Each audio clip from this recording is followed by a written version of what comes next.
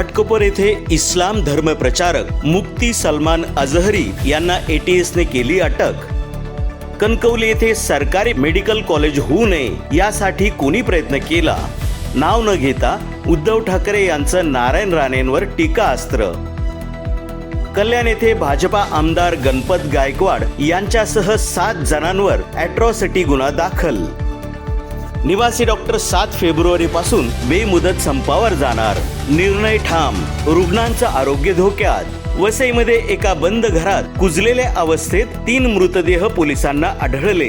अहमदनगरच्या तालुका राहुरीच्या डिग्रस ग्रामपंचायत यांनी महात्मा फुले कृषी विद्यापीठ कुलसचिव यांची मालकी असलेल्या जागेत विना परवाना घनकचरा व्यवस्थापनाच्या कुंड्यांचे बांधकामासाठी घेतले खड्डे। शहादा पोलिसांकडून 14 लाखांचा गुटखा जप्त। तस्करी करणाऱ्यावर मोठी कारवाई। राज्यातील वाहतूक नियंत्रण पोलिसांनी स्कूल बसवर लक्ष घालावे। कागदपत्र बरोबर नसताना बेकायदेशीर वाहतूक करणाऱ्या स्कूल बसचा सुळसुळाट। मुंबईच्या आंतरराष्ट्रीय विमानतळावरून 1.67 कोटीच्या सोन्याची पावडर करून तस्करी करणाऱ्यावर केली कारवाई।